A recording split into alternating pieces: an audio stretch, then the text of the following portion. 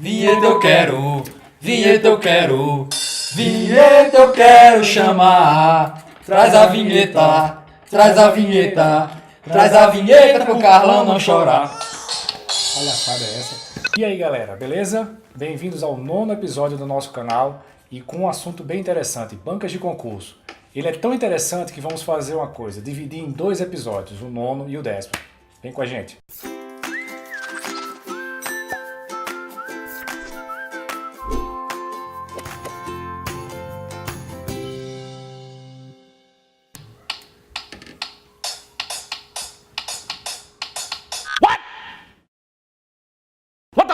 E aí, cambada de concurseiro? Tudo beleza com vocês, né? Seguinte, meu povo. Episódio passado, nós falamos aí do triângulo da aprovação e um dos pés, um dos lados aí do triângulo que nós comentamos era o da inteligência, da capacidade intelectual. Isso tem tudo a ver também com o episódio de hoje. Tô indo! Dona Graça. Dona Graça, ai meu Deus, Oi. Dona Graça. Tava boa. Gente, desculpa a interrupção, é porque a Dona Graça chegou avisando que a pizza da gente tinha chegado. Mas vamos continuar aqui. Estávamos falando de triângulo da aprovação, certo? Que eu comentei que um dos lados do triângulo era a capacidade intelectual. O que isso teria a ver com o episódio de hoje? Bom, quando você decide estudar para um concurso, e nós acreditamos que vocês já estão decididos, ou se não decidiram, lá está a nossa análise de perfil para vocês acessarem e começarem a ter uma luz aí de qual concurso é mais indicado para você. É preciso também levar em consideração um outro fator. Já parou para pensar que existem N bancas de concurso que podem fazer sua prova? O que seria banca de concurso? Banca não é banca de revista não, né? Banca é a empresa que vai elaborar a prova do seu concurso. É ela que vai fazer o edital, que vai disciplinar as regras que deverão ser seguidas por você na hora da prova. Então assim, pessoal, como o Rafa falou, tem várias bancas, N bancas. Cada concurso tem banca específica, né? Por exemplo, Receita Federal, você tem uma banca chamada ESAF. Polícia Federal, a CESP, o CESP na verdade, né? Porque é masculino, enfim. E Fundação Carlos Chagas, FGV, enfim, N número de empresas que aplicam essas provas. Você, ao ter escolhido qual concurso você vai querer fazer, tem que se atentar também para o estilo da banca que vai aplicar aquela prova. Porque realmente muda muito de uma banca para outra. Se aquela banca que aplicará aquele concurso se adequa ao seu estilo de pessoa. Por exemplo, só para dar um exemplo, né? O CESP é uma banca que, quando você está fazendo a prova lá, não dá, por exemplo, para simplesmente marcar qualquer questão, chutar, porque cada chute errado vai anular uma das alternativas que você marcou corretas. Então, provavelmente, muitas das questões, numa prova como essa, você vai ter que deixar em branco. Você consegue lidar com isso? Simplesmente sair da prova e deixar 20 questões em branco? Se sim, essa prova e esse concurso se aplicam a você. Se não, você talvez tenha que mudar o seu concurso.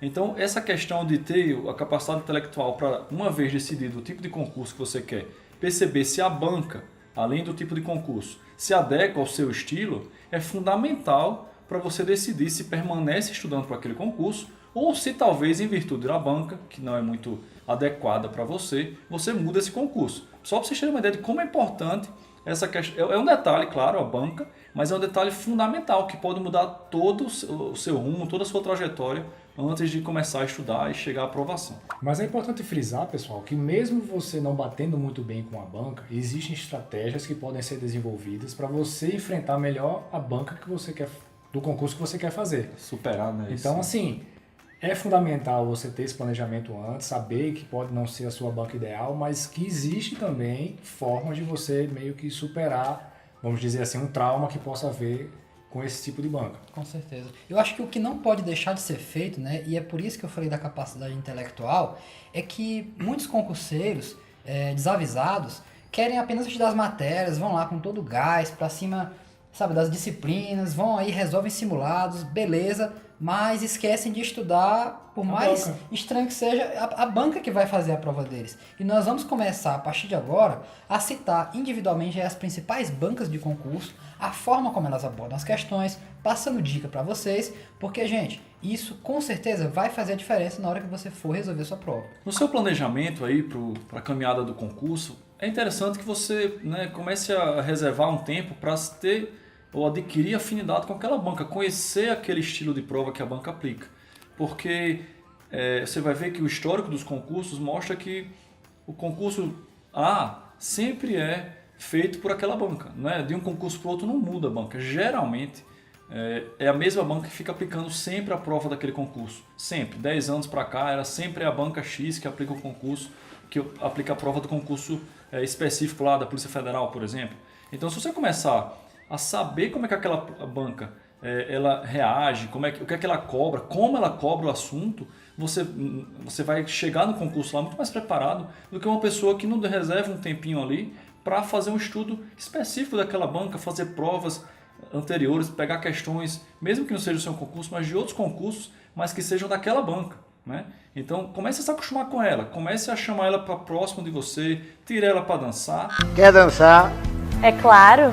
Então vai que eu quero sentar. E consiga fazer a sua prova já sabendo qual que vai ser o estilo que será aplicado no dia que você tiver que passar para o concurso.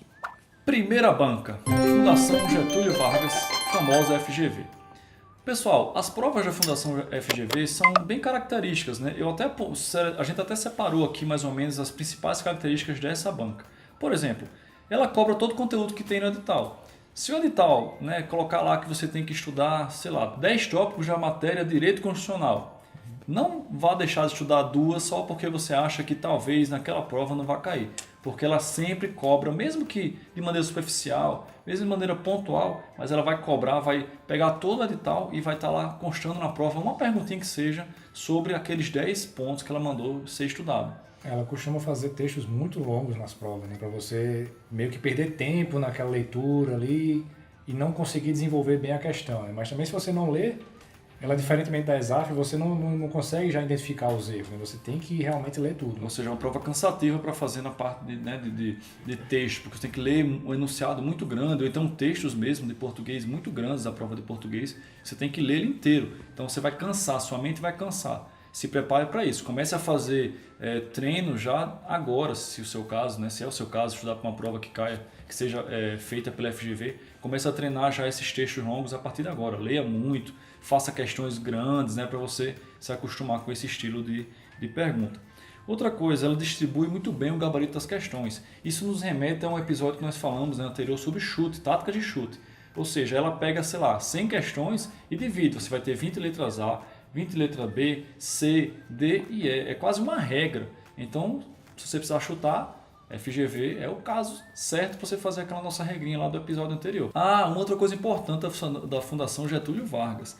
Quando eu falei aqui que ela cobra, ela distribui bem o gabarito da questão, e isso aliado a ela cobrar todo o conteúdo, é porque você tem que ler tudo daquele conteúdo, inclusive, por exemplo, nota de rodapé, né? Isso é uma brincadeira que a gente está fazendo aqui, claro, mas é que você vai ter que ler realmente toda a matéria, todos os conceitos da matéria para fazer aquela prova. Se você for fazer a prova achando que não vai cair esse detalhezinho, porque é apenas um detalhe, grande erro, porque aquele detalhe vai sim cair e você pode cair na prova justamente porque você não sabia esse detalhe, tá? Cuidado. Ela costuma cobrar muito a literalidade da lei, né? Ela ela não viaja muito. Ela não interpreta a lei. Ela pega a lei, cobra aquilo ali, Seca. ela muda uma coisinha de nada para pegar aquelas pessoas mais desavisadas e é basicamente literal. Né? Ou seja, é quase decorar, né, o texto da lei, porque vai chegar lá, como o meu irmão falou, vai trocar só uma palavra e você vai cair nessa casca de banana e talvez erre essa questão porque não sabia a lei decorada. Né? Para finalizar sobre a Fundação Getúlio Vargas, é bom saber que ela cobra quantidade, não qualidade. O que eu quero dizer com isso? Que ela vai cobrar o conteúdo, né? Já acabamos de falar aqui já umas 13 vezes, a 4ª vez que eu estou falando isso, mas ela vai cobrar a quantidade. Você tenha lido o máximo possível de todo o conteúdo que ela passou no edital. E não a dificuldade desses conteúdos. São conteúdos provavelmente mais simples, né? Ele não vai se aprofundar muito no tema, não vai fazer questão casca grossa aí para você ficar batendo cabeça até achar a resposta. ela vai sim cobrar tudo. É melhor que você leia tudo a se aprofundar numa determinada matéria achando que ela vai cobrar muito dificilmente aquele tipo de assunto. A nossa segunda banca de hoje é a Fundação Carlos Chagas. Ex-Fundação Copia e Cola, hein? Olha lá, gente, não caiam mais nessa de que a Carlos Chagas mantém aí aquele histórico de copiar os textos às vezes da lei, os textos de um livro de autor, e aí no meio da alternativa botar um não, botar um exceto, tirar um porém, acrescentar um... Uma vírgula.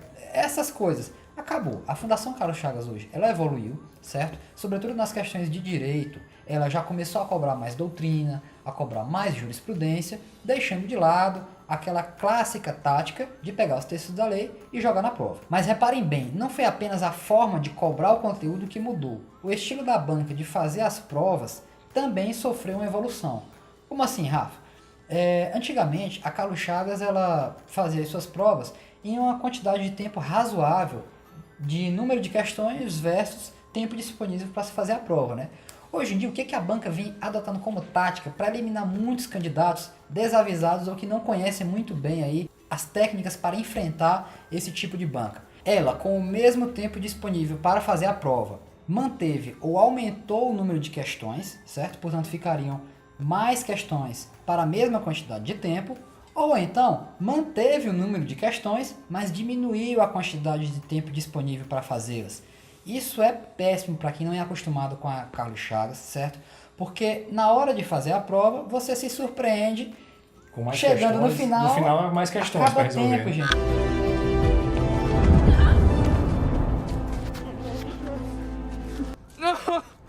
Poxa, você tem que responder às vezes 100 questões para 4 horas de prova. Isso é fato, eu já vi editais dessa forma. Sendo que ainda tem que marcar gabarito, preencher 100 bolinhas. Gente, você acaba se perdendo. É a famosa história que o Hermano disse, vai lembrar das questões asterisco, né? Se você for querer fazer tudo, tentar resolver todas aquelas questões de matemática, sabe, que demandam aí 10, 15 minutos para fazer, vai chegar no fim da prova e matérias importantes ou não vão deixar de ter tempo disponível para que você possa lê-las e resolvê-las com certeza. Essas matérias, inclusive, sejam elas importantes ou não, de peso 1 ou peso 2, não importa. Você deixando aí de respondê-las, correndo o risco de chutar todas, pode ser eliminado por simplesmente não ter conseguido resolver questões às vezes simples, mas porque tentou abraçar todas elas.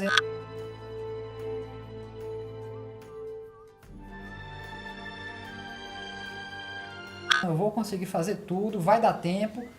Bom, é bom treinar antes, é bom você em casa aí pegar as provas anteriores do concurso que você está querendo, que é a Carlos Chagas, treine no relógio. Pega um cronômetro em casa. Claro, Né? tente aplicar isso o máximo na prática possível, porque se você deixar para fazer na hora da prova, achando que vai dar tudo certo, você pode estar se complicando. E pessoal, pode acontecer até uma situação bizarra. E acontece. Por exemplo, você faz lá a sua prova, está correndo, está conseguindo marcar as questões. Estou chegando no final, na última, falta, sei lá, 2 questões. Aí de repente você está concentrado na prova, claro, às vezes não tem nem relógio. O cara lá na frente fala, acabou, entrega a prova. Falando sério? Aí você esqueceu que não tem tempo para marcar o gabarito. Você fez a prova inteira, fez bem a prova, tá ali na cabeça para passar, mas não vai nem marcar o gabarito. Ou seja, você vai ser reprovado porque você, apesar de estar extremamente preparado para a prova, você não estava preparado para fazer o seu tempo render naquela prova, para melhor utilizar o seu tempo. Erro fatal, você está eliminado. Ih, rapaz. Putz, cara. A Fundação Carlos Chagas também é conhecida por equilibrar bem os gabaritos das questões, né? Ou seja, ela tende a fazer a mesma quantidade de letras para toda a prova. Assim como a Fundação Getúlio Vargas. Né? Então pode ser que aquela nossa dica de um chute mais direcionado sirva também para a Fundação Carlos Chagas. Né? Sobre a Fundação Carlos Chagas, nós temos 3 ótimas dicas para você, dicas certas. Quais são, Rafa? Primeira dica, gente, português e matemática. São provas que geralmente demandam muito tempo para serem respondidas, certo? Português porque tem aquelas interpretações que a Carlos Chagas quer que você faça, né? Aquele blá blá blá, você tem que ler o texto. tentar extrair um raciocínio daquilo. Às vezes português está cobrando muito neologismos, palavras aí diferentes que você não conhece o significado, palavras em língua estrangeira que fazem parte de um raciocínio importante do texto, então você tem que compreender bem. Tempo para pensar, tempo da prova diminuindo. Português, segura um pouquinho, tenta deixar para o final. Resolva primeiramente aquelas matérias que você consegue mais rapidamente chegar ao gabarito, como por exemplo, matérias de auditoria, matérias de direito. Contabilidade você também consegue chegar ao resultado de uma maneira bem direta, né? Igual raciocínio serve para a prova de matemática e raciocínio lógico. Geralmente a Carlos Chagas não cobra aí, basta você saber a fórmula, aplica lá, já resolve a questão, mata. Tem um certo de raciocínio mínimo que tem que ser desenvolvido na hora da prova e que demanda tempo. Então, a dica é, provas de português e matemática não é que você vai desprezar, é que você vai deixar elas para o fim da prova, porque demandam muito mais tempo para serem feitas. Guarde esse tempo, deixe ele para o fim da prova, mas é importante você agilizar nas outras matérias, porque senão você vai chegar no fim, português e matemática você não consegue resolver. E como geralmente são matérias de peso 1, isso já casa diretamente com nossa dica número 2. Segunda dica certa de hoje, Carlos. A segunda dica é que as provas de matemática e contabilidade elas não mudaram muito com o passar dos anos na UFCC. Isso quer dizer que se você, ao saber que essas disciplinas vão cair na prova e não tiver tempo de estudar a matéria, aprenda apenas a resolver a questão. Você não precisa aprender o raciocínio por trás do enunciado. Basta aprender a matar a questão ali no visual. Objetivamente. Né? Muitas vezes, gente, questões de matemática que exigem uma fórmula grande, complexa para ser resolvida, elas, incrível que pareça, isso acontece. É possível resolver essas questões sem saber a fórmula. Como? Você aprende a resolver a questão. Muitas vezes um valor que a questão te dá ali despretensiosamente no enunciado é utilizado para casar com outro valor que está em outra parte do enunciado. Que merda, hein? Sabia não? Ou de repente alguma das alternativas. Então você juntando essas duas opções, você já resolve a questão sem usar a fórmula. Mas eu repito, isso só funciona se você aprender a resolver a questão. Se não, vai decorar a fórmula. Última dica certa de hoje, dica certa número 3, Rafa. Olha, cambada, pelo amor que vocês têm pela Dona Graça. Não despreze matérias de peso 1 na Fundação Carlos Chagas. Porque o que essa banca está fazendo nos últimos tempos?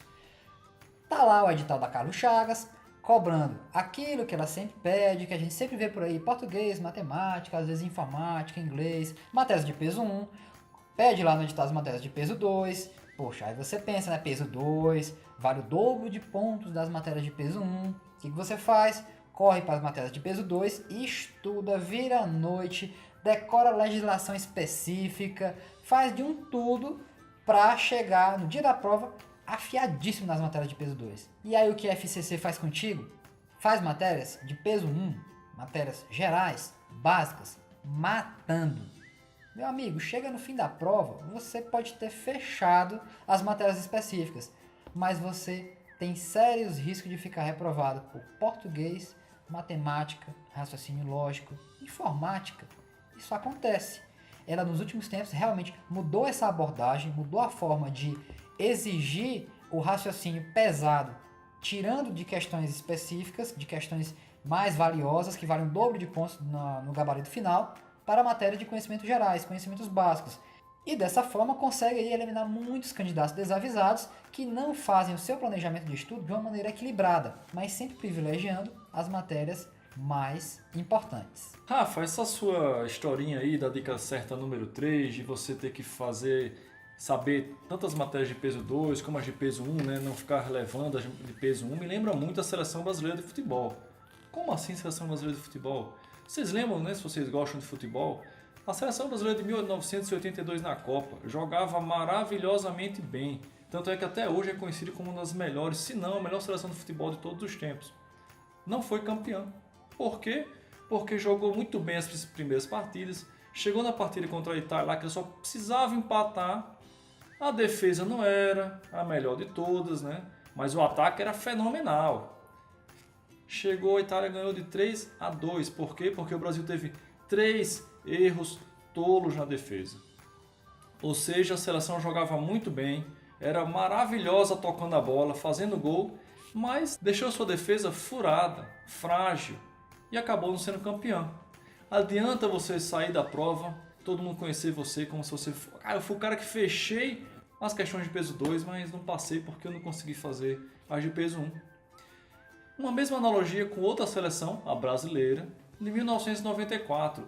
Dunga, Mauro Silva, né? Parreira, Só pé duro, mano. que dizia que fazer gol era um detalhe, jogar futebol, né? Jogar que... Não era o Parreira, né? Era o Parreira que falava que fazer gol era um detalhe. Você não Ele lembra falou disso, né? também isso. Aí chega lá, a seleção joga feio, ganhando no 1x0. Só faltava ganhar de meio a 0, né? Mas ganhava de 1x0, 2x1, sofrido ali. Aí chegou nas oitavas de final, chegou nas quartas de final, jogando feio. Foi pra semifinal, ganhou com um gol de cabeça do Romário, um baixinho, no finzinho do jogo. Também chegou na final. E na final contra a Itália não conseguiu fazer nenhum gol, ou seja, não fez o que o Parreira falou, que o gol era um detalhe. Seleção jogando feio, jogando eficientemente, ganhou a Copa, foi campeão do mundo até hoje, é a seleção tetracampeã do mundo. O que é que eu estou querendo dizer com tudo isso? Pessoal, fechar 8 matérias e não conseguir fazer bem 2 ou 3, significa que você não vai ser aprovado, você não vai ser campeão. É muito melhor, no caso da Fundação Carlos Chagas, você ser eficiente, chegar lá, fazer o mínimo que você precisa para passar em todas as matérias, né? Sem deixar nenhuma, sem relegar nenhuma, mas passar, sair fechando um monte de matéria peso 2 e deixar de peso 1 lá para trás e não conseguir fazer e não passar. Pensem nisso, concurso não é concurso de beleza para ver quem sai mais bonito na prova, é para ver quem consegue fazer a prova da melhor forma possível para ser aprovado. Se você for aprovado com a nota mínima, em último lugar, você vai estar ganhando o mesmo salário do cara que passou em primeiro lugar. Pensem nisso. O importante é passar, não fazer uma prova bem feita, bonita. Então, pessoal, chegamos ao fim desse episódio, mas podem esperar que no próximo episódio a gente continua com o assunto e finaliza ele. Vocês viram que faltou tempo, né, para falar de outras blancas. Não se preocupem, no 10º e último episódio dessa primeira temporada, nós voltamos com mais 2 bancas, uma análise completa, igual nós fizemos aqui nesse, para fechar aí com chave de ouro essa nossa primeira temporada. Enquanto isso, você já pode se inscrevendo no nosso canal, entrando, compartilhando lá nas redes sociais as nossas informações, baixando o PDF que está lá no nosso site sobre esse assunto, bancas de concurso. Semana que vem tem mais. Até lá. Tchau. Tchau, tchau.